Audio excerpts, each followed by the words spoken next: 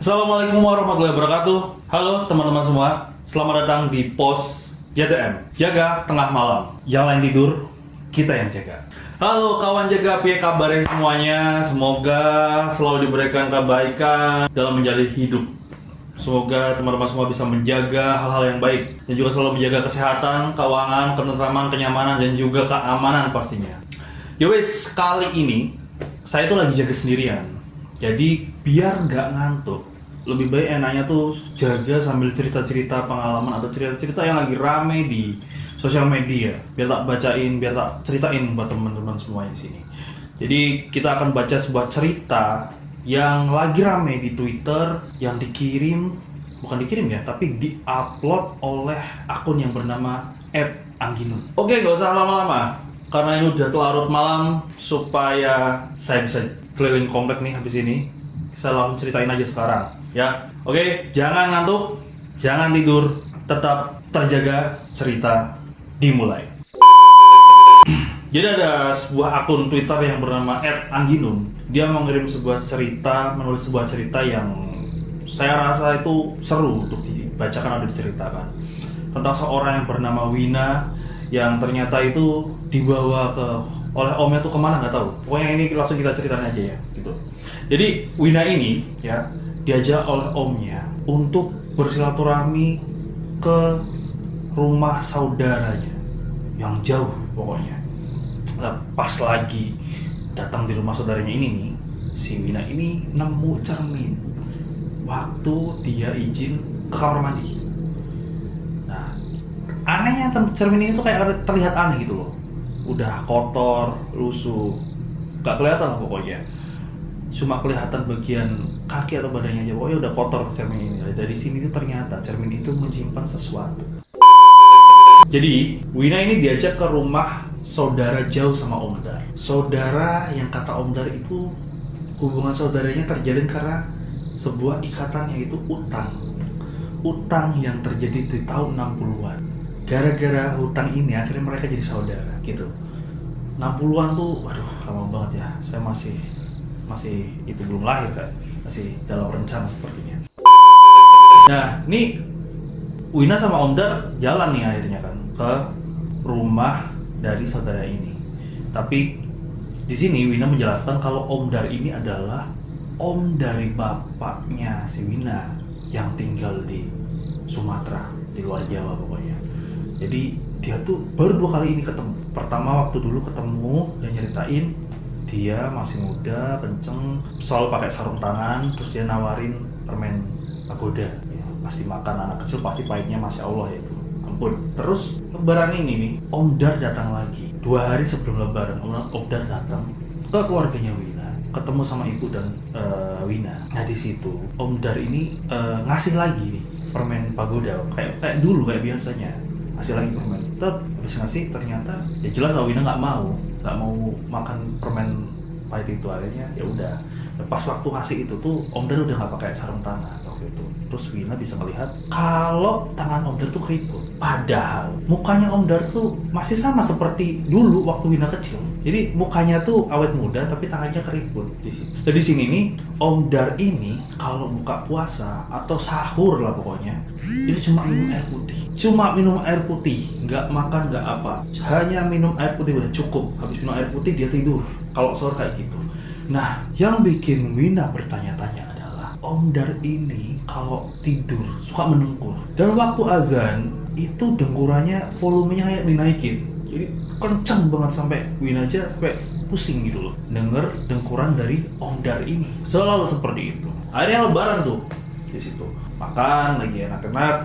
Om Dar, ibunya Wina dan Wina, maminya ya, di situ bilangnya maminya Wina dan Wina akhirnya ngobrol tuh di meja makan. Terus Om Dar bilang mau ngajakin Wina buat pergi ke rumah saudara jauh. Nah, Wina di sini nggak tahu siapa saudara ini, nggak tahu. Om Dar nggak ngomong apa-apa.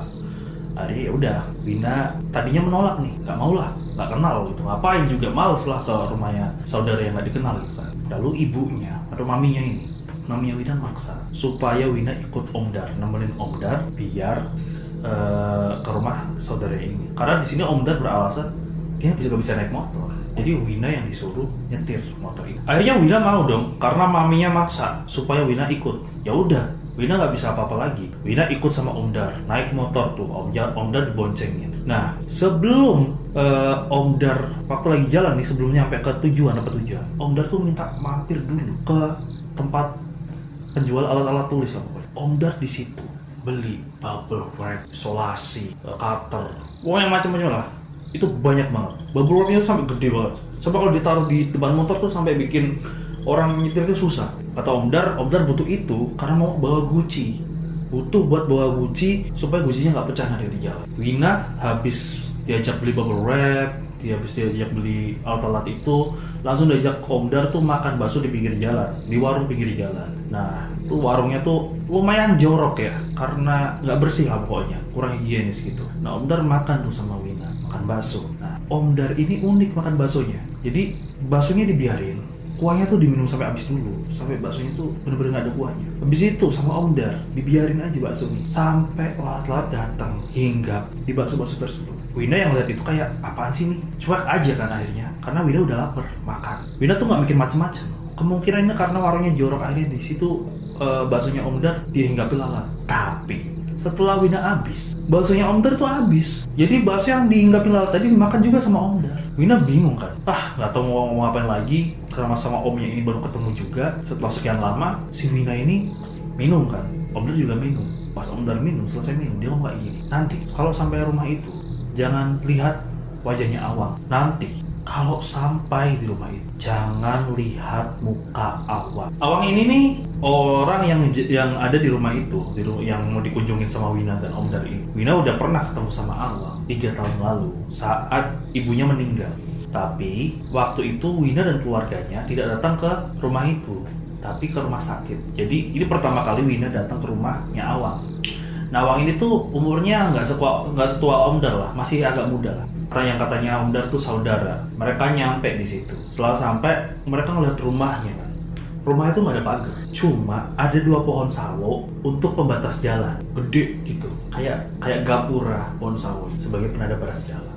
Nah, Wina ngelihat tuh lihat jam tuh di situ tuh. Pas lihat jam, ini baru 16.30, baru 4:30. Tapi Wina lihat langit, tuh udah gelap banget, udah kayak malam. Akhirnya Wina mencoba untuk ngabari ibunya kalau dia udah datang kan, udah nyampe, udah sampai di sini. Setelah mau ngabari ibunya, ternyata nggak bisa karena sinyal yang buruk. Lagi diem di situ, Wina kaget tuh, ada seorang yang keluar akhirnya. Nah ini nih, Awang keluar tuh di sini. Awang yang melihat Wina megang HP dan lagi cari-cari sinyal kayak gini, langsung teriak, ada sinyal di belakang kayak gitu. Beneran si Wina ngeliat wajahnya Awang, padahal udah diomongin sama Om Dar, gak boleh lihat wajahnya Awang. Dia ngeliat wajahnya Awang kayak gitu kan. Ternyata beneran aneh. Habis itu akhirnya Wina langsung lari ke daerah belakang buat cari sinyal di situ. Nah pas lagi jalan, Wina tuh sempat memperhatikan rumah ini yang kacanya tuh transparan. Jadi Wina tuh bisa melihat di dalam tuh ada apa aja, ada diisi apa aja. Wina bisa ngeliat dari sini. Pas udah ketemu sinyal, Wina udah ngirim itu pesan ke ibunya. Wina kebelet nih, dia pingin ke kamar mandi. Lalu dia lihat ada bangunan kecil di situ. Wina akhirnya datang masuk ke bangunan kecil itu kamar mandi. Kalau udah saking kebeletnya, Wina tuh nggak sempet untuk izin sama Awang. Wina masuk langsung ke bangunan kecil itu tuh. Setelah masuk, Wina mundur teratur. Karena apa? Ruangannya pengap banget, arsitekturnya aneh. Itu ruangan udah gak ada cahaya, pengap, pokoknya nggak layak banget lah. Akhirnya Wina cabut dari situ, keluar dari situ. Dia cari Awang.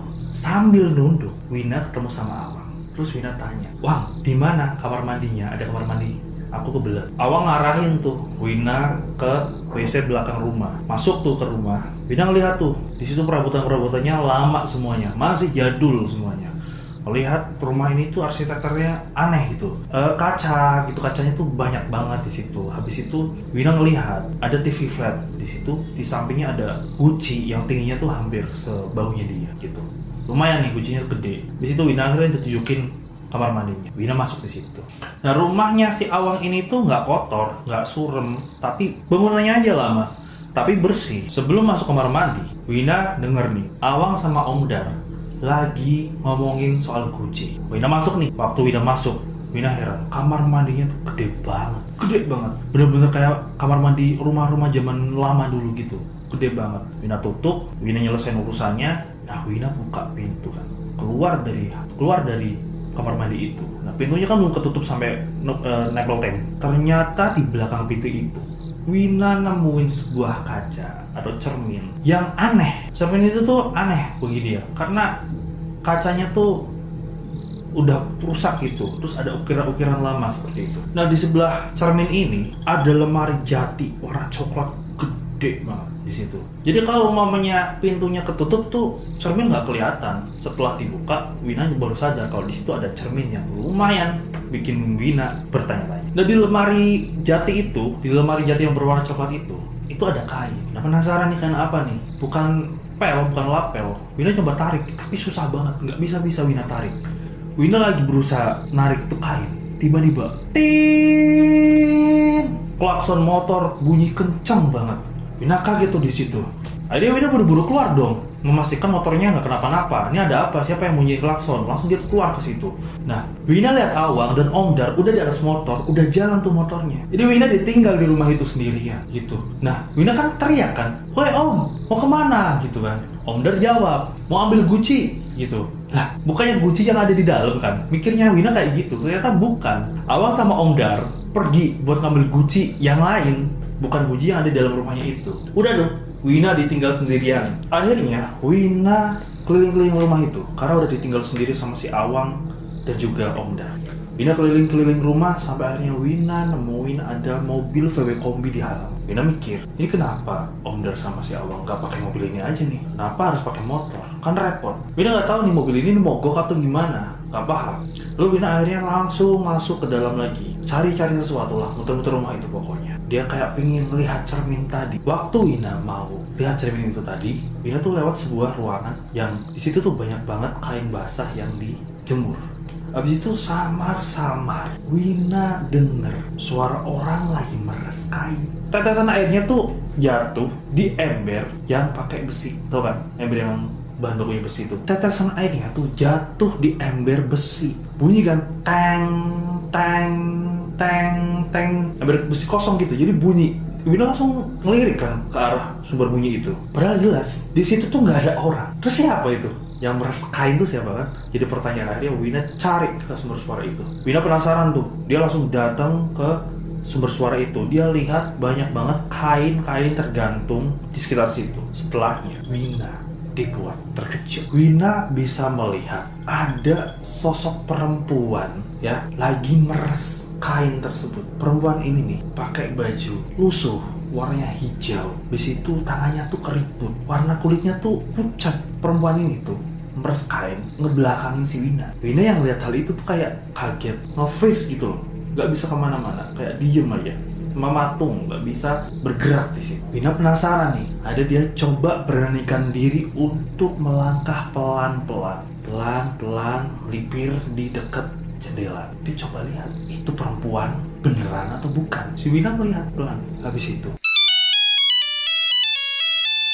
HP-nya Wina bunyi nih. Dia kaget kan, ternyata pesan dari ibunya masuk. Wina kaget di situ. Terus perempuan itu menoleh ke arah Wina. Ternyata yang dilihat Wina saat itu adalah ibunya Awang yang sudah meninggal 3 tahun yang lalu. Wina bisa ingat wajahnya karena Wina waktu itu sempat ngelihat wajah dari ibunya Awang di foto yang dipajang saat pemakaman ibunya Awang. Pas Wina udah ngelihat bertatapan sama si perempuan ini, tiba-tiba perempuan ini langsung cepet banget gerakannya lari ke arah Wina. Habis itu dia langsung gebrak-gebrak kaca yang ada di depan Wina. Wina langsung mundur di situ kan.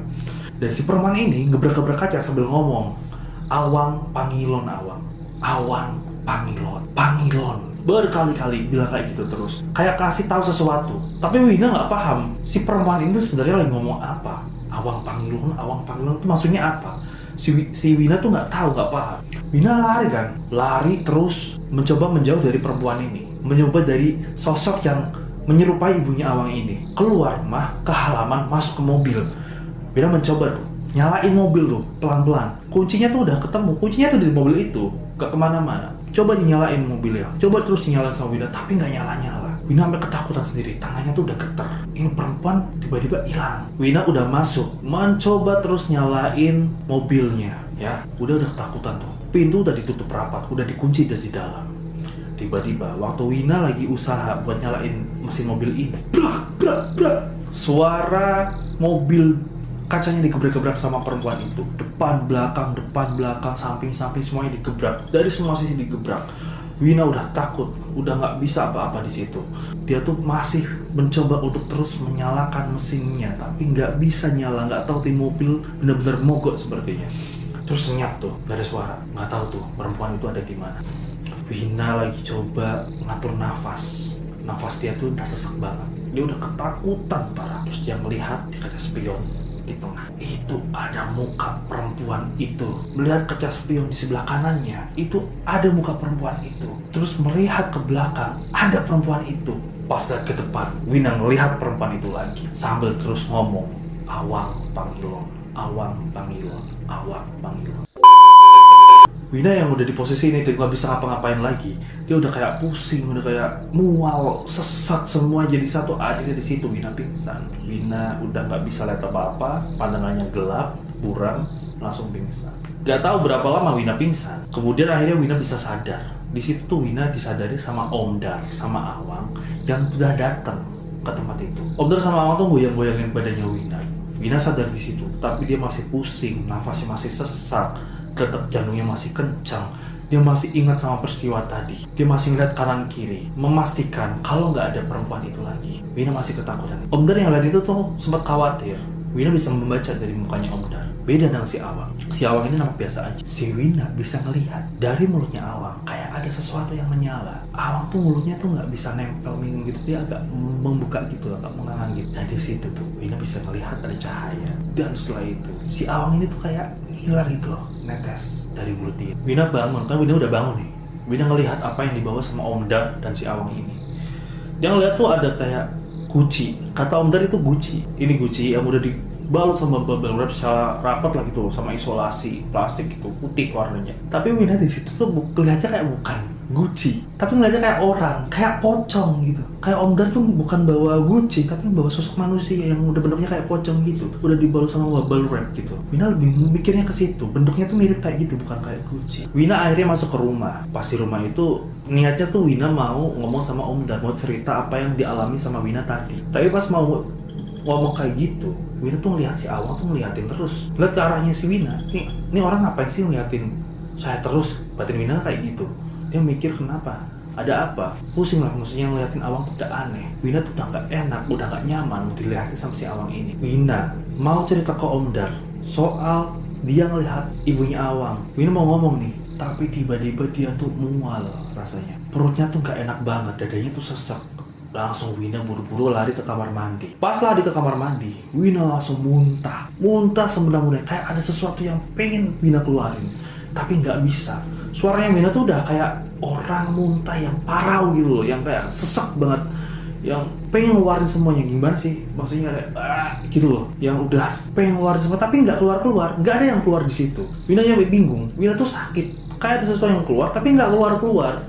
Suaranya tuh udah kayak sapi yang mau disembelih. Nggak sih? Terus Wina udah nih, nggak ada yang keluar, udahlah selesai. Cuci muka, kumur, keluarkan si Wina.